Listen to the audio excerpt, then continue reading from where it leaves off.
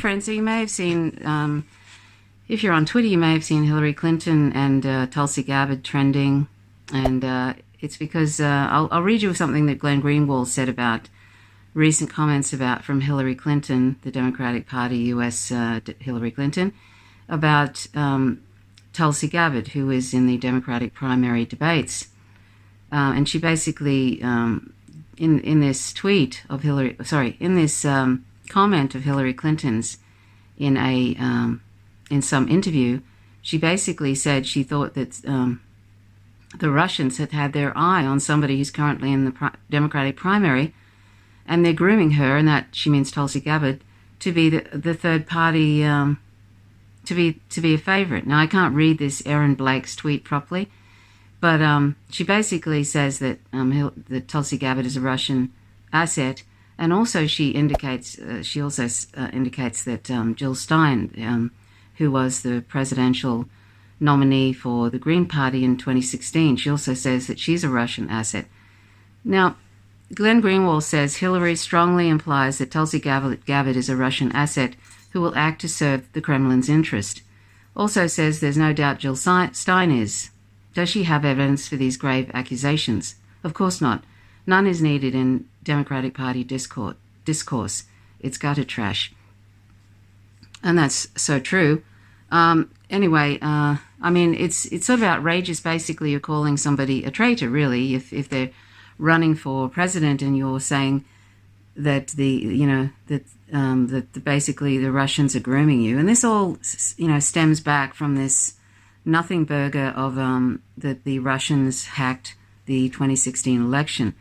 If you look at the Podesta emails, Hillary Clinton has a lot of corruption associated with her, and she and the Democratic Party and all their sort of associated corporate media have been doing their best for the last 3 years now to try and make out that Donald Trump is basically a Manchurian candidate, and anybody who and separate to that, anybody who is on the left of basically who is anti-war or is anti-corporate corruption and all that sort of thing, which Jill Stein is. I'm not saying that Tulsi Gabbard is necessarily anti-war, even though she says she is, and I've done 2 or 3 videos about that, so I'm not going to rehash that.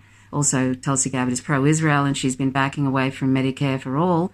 She's been backpedaling on that. So, but you don't have to be a Tulsi Gabbard fan, which I'm not. I'm nobody's fan, including I'm not Bernie Sanders' fan, although he's probably the best on domestic policy. But you don't have to be anybody's fan to think that it's outrageous that basically I'm definitely not a Donald Trump fan either. But this whole Russiagate thing has been proven to be a nonsense. And there's a lot that you can get Donald Trump on that is not associated with Russia. There's a lot. There's a lot you could get Joe Biden on. There's a lot you could get Hillary Clinton on. I mean, these people are incredibly corrupt. But when you make out that, when you're actually trying to make out that somebody is, of all the things that you could try and pin on Donald Trump, being a Russian asset and being a Manchurian candidate is not one of them. And anybody who is threatening is getting popularity, like, for example, Bernie Sanders. I'm surprised that that Hillary Clinton hasn't included Bernie Sanders in that he is also a Russian asset. So I'm sure that'll be coming sometime soon.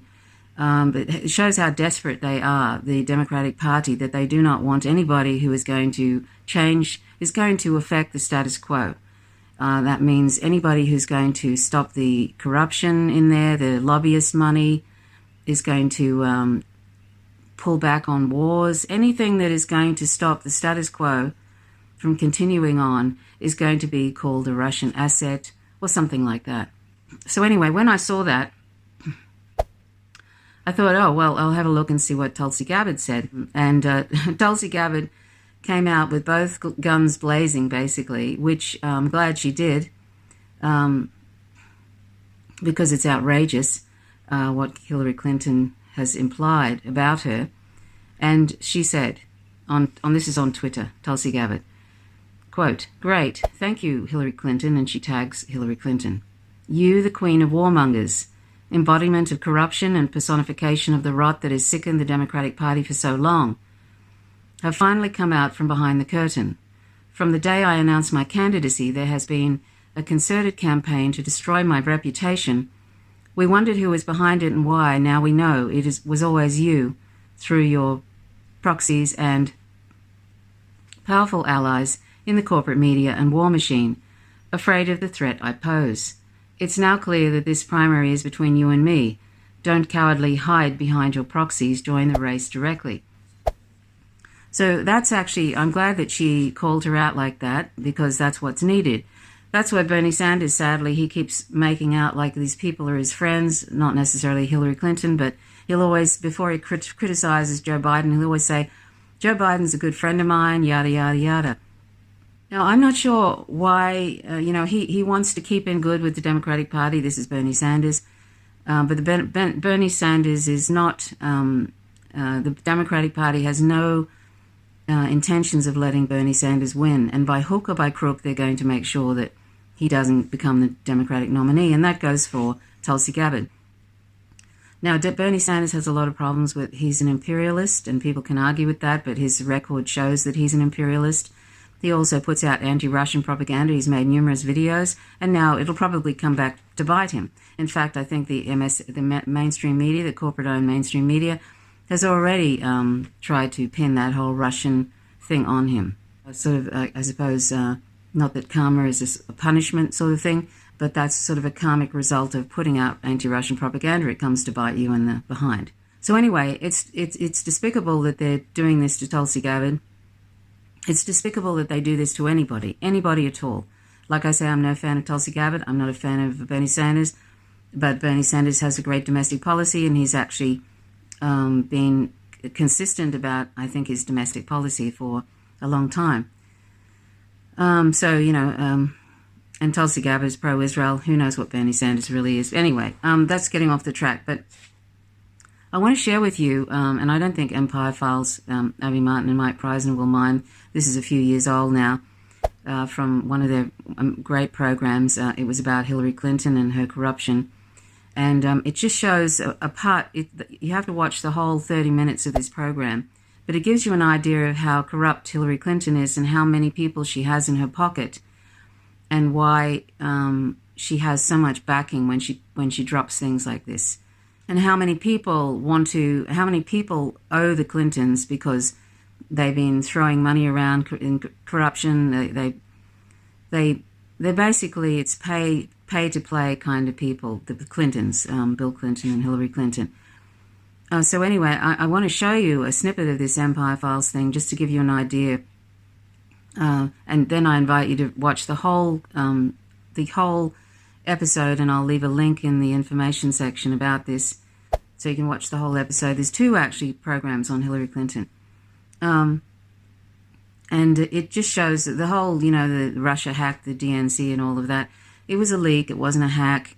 Even William Binney, the NSA whistleblower, said, who's very familiar with the whole, is very familiar with all of that. He said you could find out very quickly that it was a leak and not a hack. And who knows, it was Seth Rich, the guy who was murdered. He was, basically mentioned in the Podesta emails, I think, not his name, but whoever was the rat or whatever was going to, I can't remember the actual, what the email said, but it was something to the effect of that they were going to pay for it.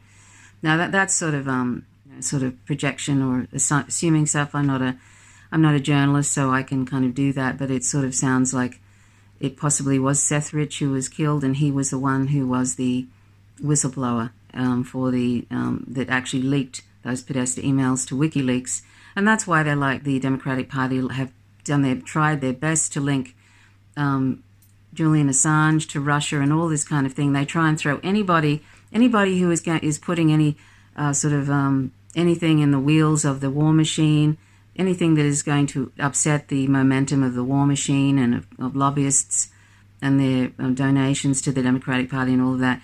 They'll try and either link them to Russia or link them to something like that, but they try and smear them for all they're worth. They don't actually ever address any content. They just go for the smears. And that's the state of the Democratic Party. So, and it's just a two-party system in the US. They don't have a democracy, they have an oligarchy. Anyway, but I'm glad to see Tulsi Gabbard sticking it to Hillary Clinton, because that's exactly, she is the queen of warmongers. And if you watch that episode by the Empire Files, you'll see how badly, they used to say in the State Department, she was one of the most aggressive that they've ever met. And she was quite, she used to take a lot of advice from Henry Kissinger, and he's a major warmonger. But they're all warmongers, whether it's the GOP or the Democratic Party. They're all warmongers, just two wings of the same bird, and that's why they'll never ever get anything different, any result that's different from what they want. The Democratic Party have admitted that they decide who the Democratic primary nominee is going to be, and they're quite entitled because they're a private organization, even though, of course, they take public money, and the public get to vote and all this sort of thing, but it doesn't mean anything. And, they're trying to get Joe Biden to be the nominee, or Kamala Harris, and Joe Biden I think it's possible he may have early dementia. He's making all sorts of, they call them gaffes, but they're not gaffes. He's just actually sort of going down, unfortunately, like Ronald Reagan, right in front of our eyes, I think. And he's got casual racism back, just leaking out everywhere. That story about corn puff or something. The guy is, he's sort of slowly losing it. And Kamala Harris is no friend to black people. She locked people up, black people up, and then she laughed about it. These people are as corrupt as all get out. And I have to say, I must admit, I haven't watched the last two Democratic debates. I can't stomach it, really. But I may do that and then pick out past some of that. It's stomach churning because they're just such liars. They're incredible liars. I'm going to show you that short clip. It's probably about, 8 minutes long, something like that. And it gives you a good indication about Hillary Clinton and why she reaches for that sort of level of smearing and stuff. The woman she's completely lost her way by the sounds of it, and it's kind of it must be awful when you actually get to that point in life where you've done so many corrupt things, and you absolutely have no trouble with killing, destroying countries like she did to Libya. I don't think these people have any sort of conscience whatsoever, and that includes Bill Clinton. I think after a while of doing that kind of thing, they just become so, what's the word? They get so, any kind of moral compass they ever had just sort of leaves them. And they don't even see people like, for example, how Libya is destroyed now. Gaddafi was executed lynched in public. It was just dreadful. And she said something to the effect of, we came, we saw, he died, meaning Gaddafi. He was a leader of a country, and that country was actually doing quite well. It had free healthcare, it had all sorts of things. And now they literally have slavery in Libya now. And she just laughed about it. She laughed about his lynching in public. It's just appalling, and that's just an indication of how far gone these people are. And this is the person the Democratic Party was trying to who put up in 2016. And it wouldn't be surprising if Hillary Clinton, after these other ning-nongs that are going for it in the Democratic primaries, Joe Biden dithering away, and Kamala Harris trying to pretend like she's the most left person you've ever come across, except she's equivocating as well. All these people, they're just so, they're just such liars that they'll say anything to make the public believe that they're going to do something. This is why Trump will win, in the 2020 election, because, and he's guaranteed whoever, if he doesn't change the laws so that he can actually do a third term, some other GOP person will win, because the public now realizes they're a wake-up to the Democratic Party that they don't really mean it, what they say. Not that the GOP does, but they'll pick people that they think it's almost like an FU to the Democratic Party. And this is how, the Democratic Party, it needs to implode. And, of course, the whole system, the superdelegates and all of that corrupts electoral system, all of it needs to be gone. It's just, the whole thing is so corrupt. But it wouldn't be surprising if after all these people implode on stage in these primaries, she's going to come in towards the end and try and get the nomination. I mean, they may have already worked that out with her. I wouldn't be surprised if the Democratic Party, the DNC have already, and the campaign people have already worked out with her that they will do that. And so she'll come in at the end. Who knows? That's some people say that's possibly what could happen. It's like, you know, that movie Carrie where the hand comes out of the ground and grabs something. You think that she's dead, and then the hand comes out of the ground. This is almost like what this is like. It's like Hillary Clinton is Carrie. You know, you just think you've seen the last of her. No, she is so desperate to be the President of the United States that she'll just do anything at all, and she doesn't even care. I don't think the Democratic Party even care if Trump wins. They don't care. I mean, why would they care? The Trump administration and the GOP are doing all the things that they would like to do, all the dirty work, undoing any sort of liberty, freedoms that the press have and all of that. They're doing it all, and the Democratic Party doesn't have to do it. The Democratic nominee, if they became president, doesn't have to do it. So the GOP can do all the dirty work for the Democratic Party, and then eventually they know they can get in. They still get all their lobbyist money and all of that, so they don't care. They don't care. That's how I feel about it anyway. I don't think they care one iota if they win or they don't win. And these people who are in the Democratic Party just care about power. And, so anyway. Anyhow, that's the state of that. And so thanks so much for watching. My name's Trish Roberts. You're watching Faint Signals from Vega. Please subscribe if you haven't already. Click the notifications bell, otherwise you don't receive content when I drop a video. And I always enjoy your comments. So thanks so much for watching. I hope to do a few more videos soon. I've had some technical difficulties, and also, as I mentioned a few weeks ago, I've been very busy with various things. So once a week is probably the maximum I'll be able to do. But thanks so much for subscribing. I look forward to your company next time. Till next time, bye for now. It's not just superdelegates investing in Hillary. Every arm of the corporatocracy has been hedging their bets on her for almost 2 decades. Alongside media conglomerates Cablevision and Time Warner, 5 of Hillary's top 10 political donors since 1999 have been some of the most powerful banks: Citigroup, Goldman Sachs, JP Morgan Chase, Morgan Stanley, and Lehman Brothers. But those numbers pale in comparison to how much Wall Street firms have graciously donated to Hillary's super PAC, to the tune of $15 million. Beyond banks, every industry has been buying into another Clinton presidency. Lobbying groups for private prison giants Geo Group and Corrections Corporation of America are bundling dollars to the Ready for Hillary PAC. Hillary's also been given more money from Big Pharma than any other candidate, and received over 1/3 of total contributions given out by pharmaceutical giants. The defense industry thinks she's good for business too. Defense contractor employees have given her more cash than any other candidate. Fossil fuel lobbyists are also working hard to elect Hillary. Her 2016 campaign received more than $4.5 million from lobbyists, bundlers, and donors connected to the world's biggest polluters. Their investment will pay off tenfold. Hillary has been at the forefront of promoting fracking, a dangerous and destructive method of natural gas extraction. And she's much more than just a supporter of fracking.